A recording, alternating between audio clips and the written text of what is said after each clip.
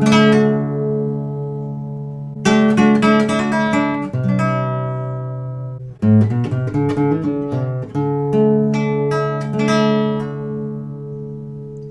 hello everyone. Welcome again to the Empowering Neurologist. I'm Dr. David Perlmutter. We all want to live a long and healthy life, and fortunately, we are now seeing a robust science being developed that really allows us to understand the mechanisms by which certain lifestyle choices are indeed associated with better outcome as it relates to not only the length of our lives, but the quality of our lives. And today we're going to explore that. My guest is Dr. James DiNicolantonio. Many of you have probably seen his podcast. We've interviewed him before. And here is his new book, The Longevity Solution. Let me tell you a little bit about Dr. DiNicolantonio. He is a pharmacist in cardiovascular research and a doctor of pharmacy at St. Luke's Mid-America Heart Institute, which is located in Kansas City, Missouri. He's very well respected. He's internationally known in terms of his scientific publications, and he is really a very sought-after expert when it comes to health and nutrition.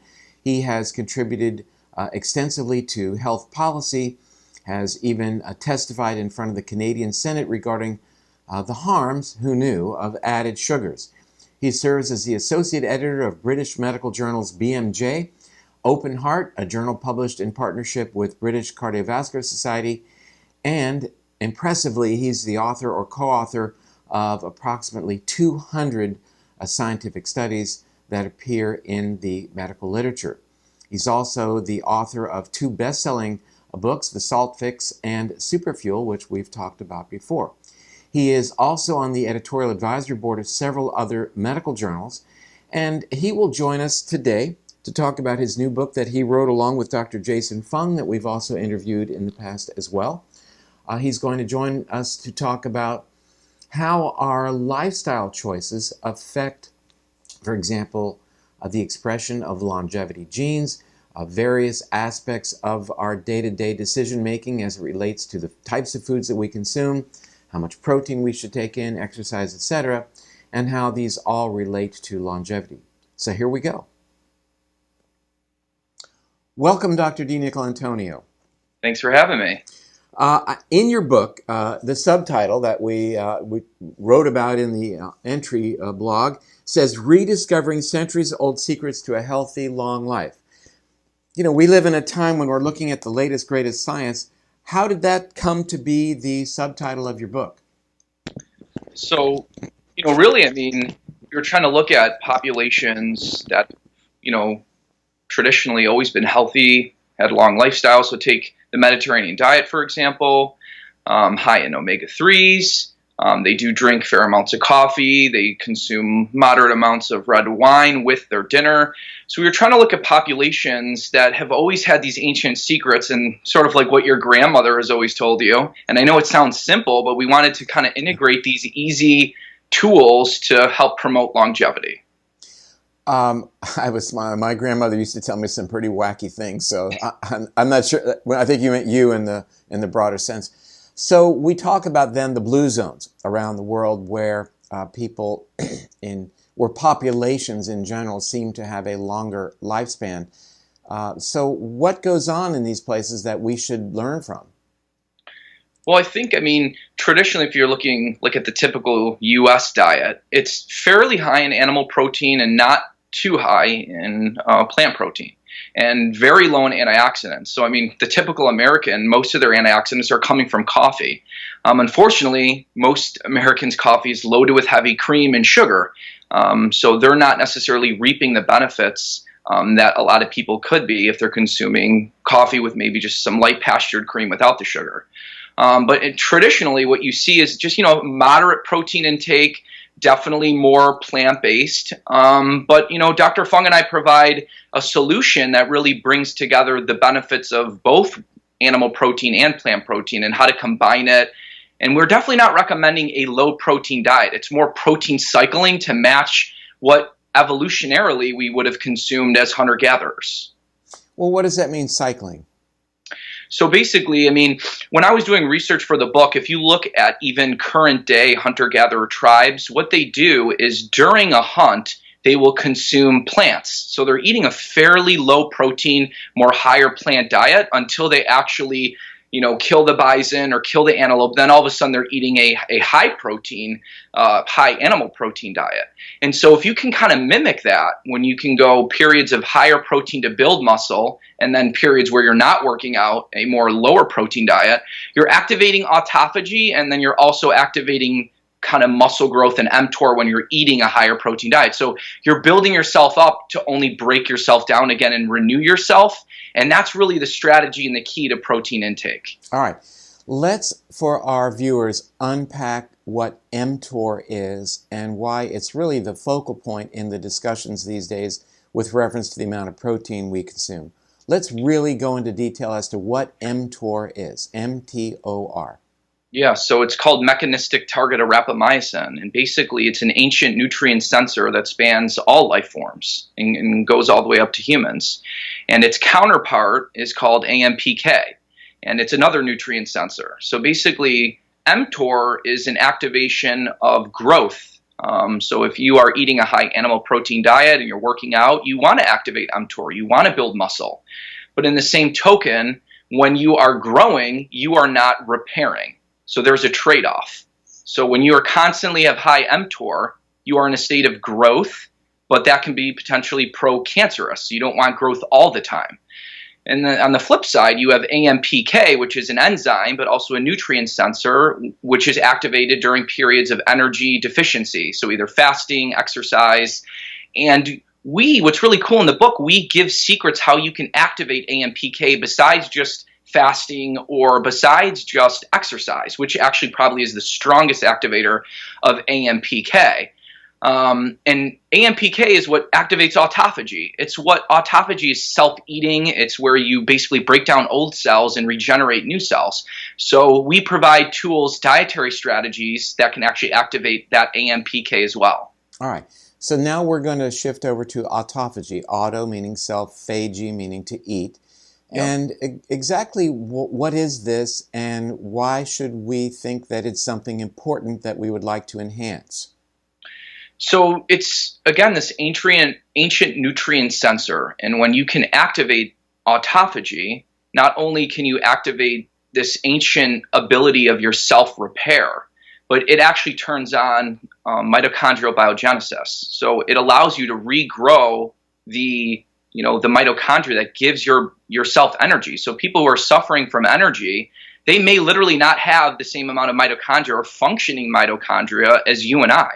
And so tapping into this ancient nutrient sensor can allow people to not only, again, repair their own damaged cells, but grow new mitochondria and enhance the energy production of their own self. Now, we've talked on this program quite a lot over the years. I'm sure our viewers will agree about what's called the ketogenic diet, and I think more broadly about getting into ketosis and how that is brought about by calorie restriction, and these days being able to create ketone bodies, ketone chemicals in our bodies, even without necessarily calorie restriction. You call calorie restriction in your book a double-edged sword. So can you walk us through that? Yeah, so basically, 99% of people who are told to just eat less, they can't follow that type of diet. They simply, the hunger hormones and their own hormones in themselves, you go into this basically fat-storing famine mode, which is not what you want. So basically, for every calorie you eat on a chronic low-calorie diet, you're storing more fat. So there's a way to eat less calories but not reduce your basal metabolic rate, and that is through time-restricted feeding or intermittent fasting, where you cut your eating window down. So the typical fast is 12 hours. You go to bed at 8 o'clock at night, you wake up at 8 in the morning. That's what typically most people do. But if you want to really start activating autophagy, you got to start digging into the 16, 18-hour, 24-hour fasts. So if you can skip breakfast and go maybe eat lunch at noon, now you've hit a 16-hour fast, and now your eating window is now down to only 8 hours. And so you may actually eat the same amount of calories, but you're eating it in a shorter window, and now your muscle cells are more sensitive to insulin, and you are actually able to utilize those calories better and burn them better versus eating them throughout the day, the same amount of calories throughout the day. So there's a really terrific book called The Circadian Code by Dr. Pant, and we're going to reach out to him to have him on the program. But he makes it very clear that every cell in our bodies, including our bacterial cells, are really dialed into this circadian code, and that we should eat, as you mentioned, within a window, a time restriction of sorts, and how that tends then to line up the various metabolic activities that deal with harnessing energy from food and nutrients, etc., with our basic chronobiology. In our discussion of protein, you had mentioned, I think you were tending towards more of a plant-based protein. What are the differences in terms of what we can expect if we favor plant versus animal protein? Yeah, I was confused before I started writing the book. I was confused on, should I be eating a high protein diet or a low protein diet? Should it mostly be coming from plants? Dr. Fung and I landed on really a 50-50 split, but some people are going to benefit more from animal protein if their genetics are more geared towards eating more animals. So if you are from an area of more northern latitude, you likely ate less plants and ate more animals. But in general, most hunter-gatherers were consuming anywhere between 35% and 65% of their calories from plants, which if you average it out, it ends up being around a 50-50 split. But there are significant differences. And the reason why I believe it's best to integrate some of both is, number one, in the 21st century, animal fats are what store persistent organic pollutants. It's just something we have to deal with. So the eggs, the fat from your steak, it's going to contain these persistent organic pollutants like PCBs, dioxins. The only way to bind those naturally is plant fiber. So there's an important integration between plants and animals that we've always had, that if we can match and mimic, that we can kind of mitigate these risks. And the problem with these persistent organic pollutants is exactly that. They are persistent. Some of their half-lives are over 10 years in the body, and we have no real good way of getting rid of it. So there is this type of hepatic recycling of these persistent organic pollutants. So when you fast, you push them out of your own fat stores, and they can cause a lot of damage. But if you combine them in the GI tract with plant fiber, you can slowly excrete them out. So not to mention, plant fiber is very good with the resistant starch to feed your own good gut bacteria. So there's benefits of integrating both, which I hope we revealed pretty well in the book. Well, I think you did an excellent job, and I think that it was very well balanced.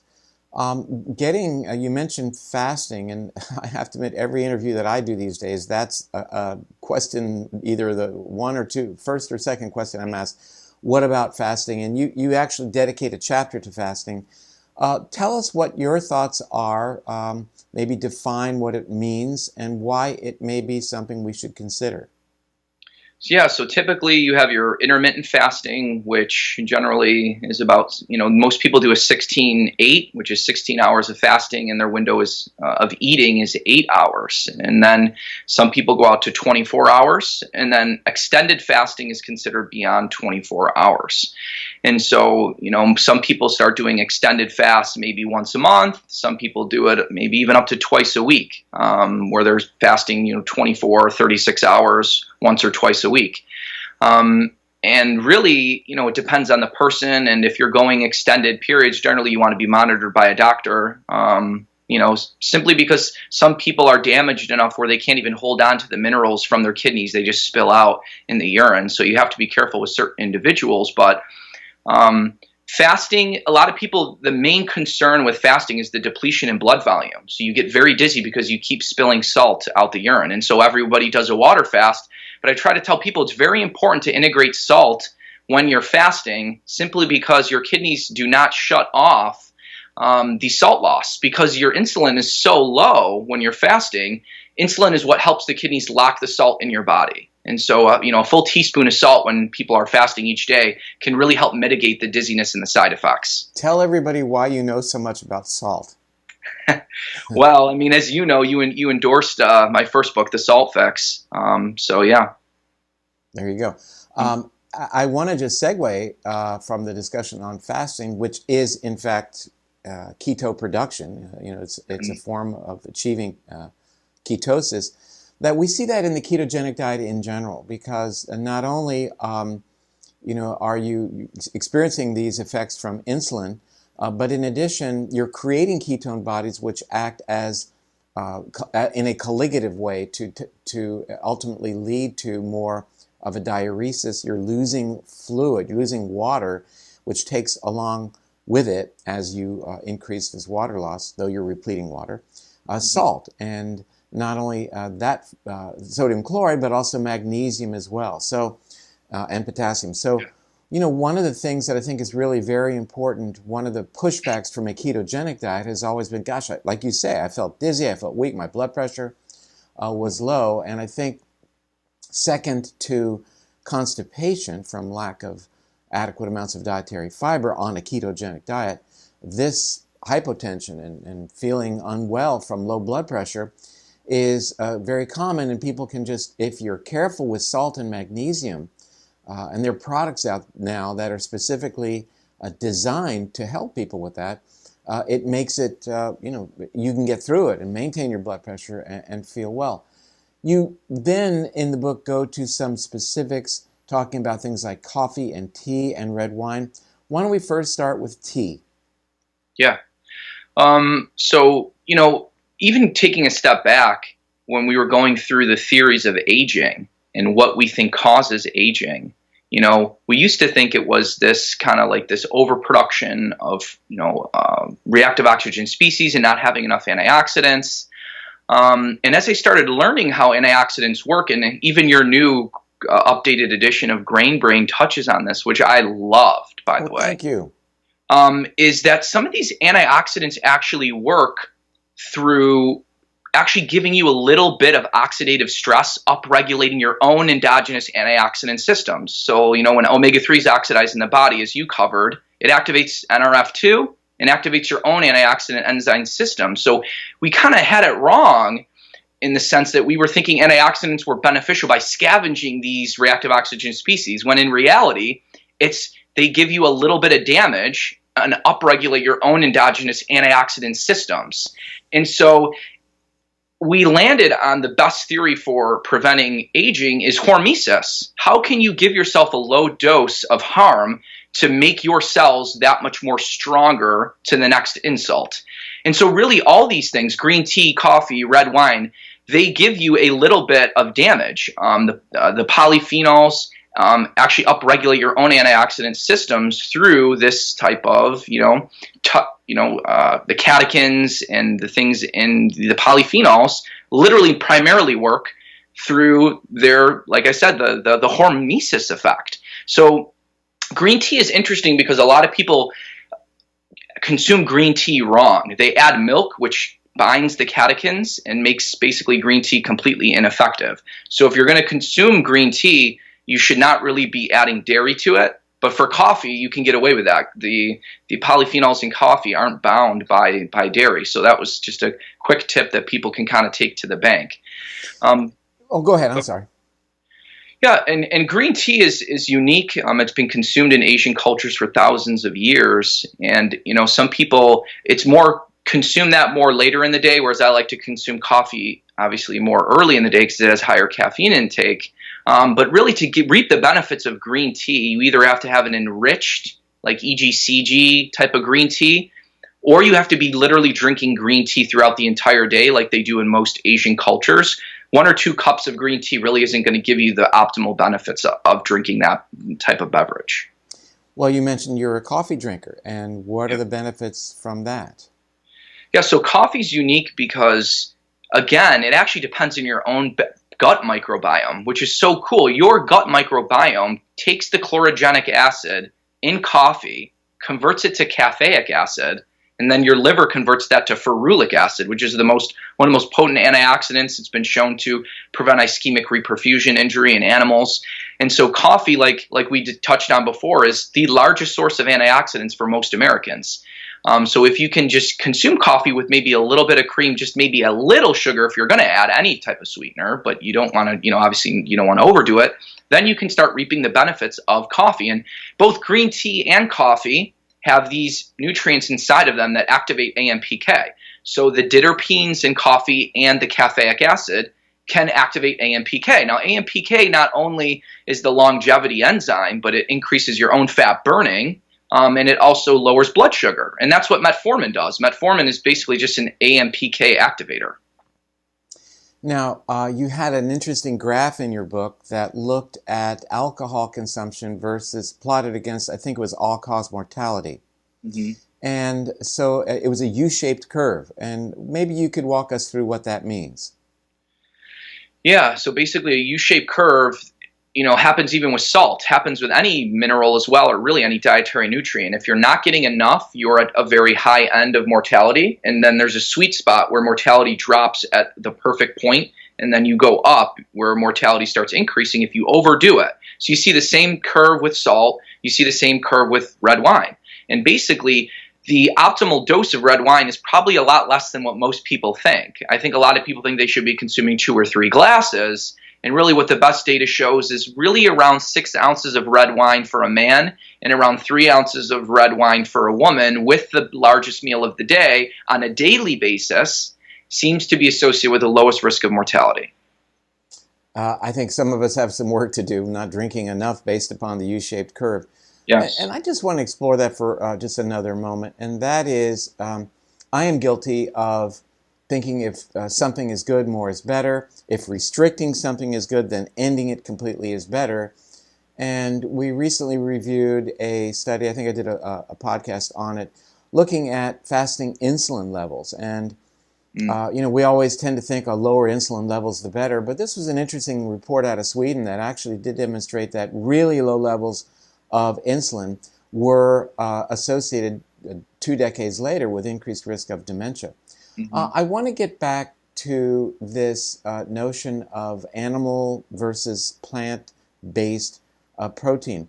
There is some concern in those who favor plant-based protein that they're not getting complete protein. How do you address that? Yeah, so I mean, if you're referring to just someone maybe eating rice and not mixing it with beans or other types of or peas or other types of sources of plants. So you're correct in that, if you just eat one source of plant protein, you definitely can potentially not be getting all the essential amino acids. So the typical rice and beans is your way to kind of combat that. And of course, animal protein is more bioavailable. And so, you can fall at risk of not getting enough protein if you're fully consuming just plants. So it is important, I think, to integrate both, not from just a protein perspective, but also, unless you're consuming chlorella, which in my mind is really one of the only plant sources of active B12, you're going to be lacking in vitamin B12, which is important for cognitive health too. So I really tend to, you have vegan and you have carnivore, and I'm trying to get people to understand it's somewhere in between that's likely the optimal diet. So what you did do in the book is you threw a very large net. You were very inclusive and embracing of people from all parts of the spectrum from veganism to full carnivore. I want to let our viewers know that in our next book, which is called Brainwash, we've really moved towards more of a plant-based diet. Again, trying to be very inclusive, but I think not just from the perspective of the individual and his or her health, but I really do believe that there's pretty compelling evidence that planetary health would benefit from more of a plant-based diet. Not saying, that we don't embrace the idea of some animal-based products, like you said, James, but and where we are on that project is we have a landing page, which is brainwashbook.com. The book's almost completed, but for people who want to learn about it, that's all that's up there, but you can see that. I'd like to get to, I think, a very important topic that you covered, that virtually every nutrition-based book these days must look at. And that is this delineation between what makes for a good fat versus a bad fat. Let's unpack that a little bit. Yeah, I think, I mean, through your books and obviously our other colleagues' books, people are starting to realize that saturated fat may not be as bad as it used to be. But I think somewhat what's getting lost too in the messaging is, saturated fat's okay, but it's not a super fuel type of super fat. And those type of fats are more of your marine omega-3s, your plant-based omega-3s, even some plant-based omega-6 fats too, and your MCTs, your coconut fats, seem to be on the healthiest end of the spectrum. Saturated's kind of in the middle, and then the harmful fats are really your industrial vegetable oils, which are high in omega-6, and your trans fats. So why are these oils that line the grocery store shelves, safflower, corn, sunflower oil, soy oil, why are they so dangerous for us? Yeah, I mean, when you think about it, we've never consumed them ever until we developed multi-million-dollar machinery to be able to extract them from these seeds. They're supposed to be protected by a seed or a nut, a coating to protect these susceptible oils from oxidizing. And nature packaged them with vitamin E to prevent them from oxidizing. So when we push it out with high heat pressure, hexane, with these machinery to produce just an isolated high omega-6 oil, the oil's already oxidized. Even if you get a cold pressed canola, 5% of that oil is going to have trans fats already in it through the oxidation process. And then you consume it, your own stomach acid starts oxidizing again this oil that's completely lacking of any vitamins or minerals or any protective coating from preventing it from oxidizing. And so the balance too of omega-6 and omega-3 is lost from when we used to consume more omega-3. These oils are 20 to 1 or 6, sometimes 100 to 1 omega-6 in favor versus omega-3. So the standard American diet is one that favors demonstrates an omega-6 to omega-3 ratio of somewhere around 20 to 1. Yeah. What would you say would be more appropriate? More of around a 4 to 1 at most, favoring omega-6 to omega-3. And really, I mean, the reason why a lot of these omega-3 studies didn't show benefit was because you're trying to give a 1-gram dose of fish oil in someone who's consuming 30 grams of omega-6. And when they finally did a study that tested 4 grams of fish oil, they found a dramatic reduction in cardiovascular events. So, you just need to make sure you're getting the right dose of omega-3s. How is it that these omega-6s actually ultimately lead mechanistically? How do they turn on inflammation? One of the biggest offenders is there's a metabolite, an aldehyde, that is formed when your body oxidizes these oils called 4-HNE, 4-hydroxynonenal. It's a big word, but basically this type of aldehyde forms what are these lipid oxidation end products. So everyone knows advanced glycation end products from sugars binding to proteins. But this is fat binding to proteins, and these can lead to neurofibrillary tangles that we see in Alzheimer's patients. And this 4-hydroxynonenal is extremely reactive, and there's all these other oxidized linoleic acid metabolites. Linoleic acid being that omega-6 fat that gets metabolized that just causes widespread inflammation. I think it is even much more harmful than eating sugar by far. What we're also seeing these days is the apparent omega-6 arachidonic acid actually is the precursor from which 2 of the endocannabinoids are formed, 2-AG and anandamide, which then go on to stimulate a particular receptor on fat cells, yes, the CB1 receptor, and that dramatically increases the production of these pro-inflammatory chemicals. You can block that whole pathway by supplying endocannabinoids that happen to be derived from the omega-3s.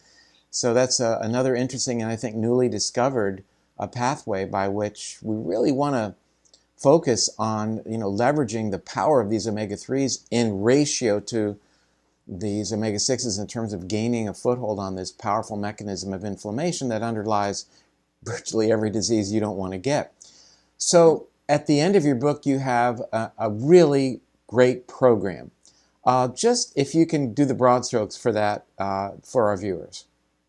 Yeah, so number 1 would be, cycling your protein intake, trying to bring on more plant protein too and match that, fasting. So right off the bat, that's kind of a unique thing to your program. Yeah. Yeah, increasing animal or plant-based protein is a good thing. We've heard quite a few people talk about it, but I think it's the cycling of the protein that really was unique to your book. Yes. Yep. And really, that goes along with the intermittent fasting too, as one of our 5-step plans. Because most people are snacking 6 times a day now, and you're not giving your body time to heal and time to upregulate autophagy and activate insulin sensitivity, so your body can start burning its own fat.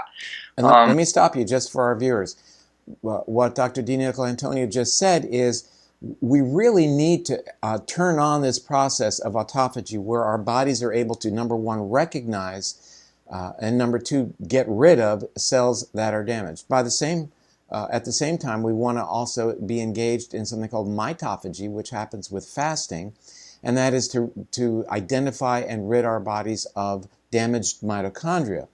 Mitochondria tend to, when they are damaged in terms of a genetic perspective, their DNA being unique from your cellular DNA, they replicate those damaged mitochondria, and this is a way of identifying them and allowing fresh new mitochondria to be produced to allow your body to energize itself. I apologize for interrupting, but that thought came No. to mind because I had coffee this morning. Go ahead. Yeah. Well, that's another step. So coffee and red wine is another step of our 5-step plan. Green tea being another one, and then salt and magnesium being the fifth. Great. Well, I want to read to our viewers my comment on the back of your book. I got to put on my glasses for this. What can I tell you? I'm aging. The Longevity Solution empowers the reader with an action plan for lifestyle modifications that will open the door to preserving and extending health. While deeply rooted in our most advanced science, the prescriptive this book provides is something anyone and everyone can and should embrace. And by that, I meant that you've done an incredible job in looking at the very latest science, but also an incredible job in terms of taking that powerful and complicated science and making it user-friendly and something that virtually everybody can get their arms around. So kudos to you guys. You did a great job. Thank you so much. I appreciate that. Great. Well, I hope we get a chance to talk soon. Okay. Me too. Bye for now. Well, that was a really interesting discussion. And what I liked most about it is the fact that we were given so many take-home messages in terms of what we can be doing that really have good scientific underpinning in terms of extending not only our lifespan but our health span. Here's the book, The Longevity Solution. I don't know if all the books come with it, but mine came with this handy bookmark, which I love. I love having a bookmark. I love using highlighter pens. So, terrific book, The Longevity Solution. Dr. DiNicolantonio, really terrific information. And again, thank you all for joining us on our program, The Empowering Neurologist. We'll be back soon. Bye for now.